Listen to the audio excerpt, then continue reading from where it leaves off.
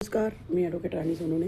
मी आज तुम्हाला एक माहिती सांगणार आहे की जी सगळ्यांसाठी खूप उपयुक्त आहे. सगळ्या वकिलांसाठी खूप उपयुक्त आहे. ज्युनियर किंवा सिनियर ॲडव्होकेट आपण प्रॅक्टिस करत असतो किंवा लेडी ॲडव्होकेट सगळ्याच ॲडव्होकेटसाठी महत्त्वाचं आहे. ते म्हणजे की आपल्याकडं आता सध्या कन्सल्टेशनसाठी क्लायंट येतात, पक्षकार येतात आणि बऱ्याचदा कन्सल्टेशन झाल्यावर ते आपल्याकडनं केस फाईल करून घेत नाही. तर अशा वेळेस काय करायचं? मग तुम्ही असं बघितलं आहे का की तुमच्याकडं जेवढे कन्सल्टेशन येतात तेवढे सगळे क्लायंट तुमच्याकडं केस फाईल करून घेतात.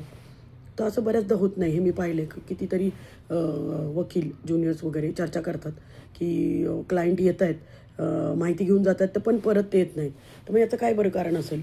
तर याचं मला असं वाटतं की आपण जे काही आहे, म्हणजे जे काही जबाबदार धरायचं आहे ते फक्त आपल्या स्वतःलाच धरायचं. म्हणजे आपण कारण घ्यायचं नाही आहे की क्लायंटच जास्तीचा होता, क्लायंट जास्त विम्झिकल होता, क्लायंट जास्त विचारत होता, क्लायंट गुगल गुरू होता. हे सगळं काय करायचं नाही. आपल्याला आपल्यावर फोकस करायचं, आपल्याला ग्रो करायचं. त्यामुळे आपल्याला काय करायचं आहे की आपल्याला जर असं वाटत असेल की जो पण क्लायंट आपल्याकडं माहिती घ्यायला येतो, जे पण पक्षकार आपल्याकडं माहिती घ्यायला येतो किंवा कन्सल्टेशनला येतो, त्या क्लायंटला आपल्याविषयी इतका विश्वास निर्माण केला पाहिजे आपण की ते क्लायंट केस फाईल करायला आपल्याकडंच येतील, आपल्याकडनंच केस फाईल होईल. मग त्यासाठी काय काय करायचं मी तुम्हाला काही टिप्स सांगते. त्याच्यासाठी पहिले असं सांगायचं की आपल्याला बऱ्याचदा क्लायंट जे असतात कोणाच्या तरी सांगण्यावरनं येतात किंवा ते आपल्या कोणत्या तरी ओळखीवरनं येतात किंवा बऱ्याचदा आत्ताचं जे जग आहे ते AI चं जग आहे. गुगलवर सर्च करून येतात. तुमची काही माहिती तुम्हाला काढून ते येत आहेत किंवा कोर्टामध्ये येऊन ते माहिती घेत आहेत की इथं मी बघितलं आहे असं की फॅमिली कोर्टामध्ये बरेचसे पक्षकार येतात आणि फॅमिली कोर्टामध्ये ते पक्षकार माहिती घेतात की इथं कोण चांगलं काम करतं आहे.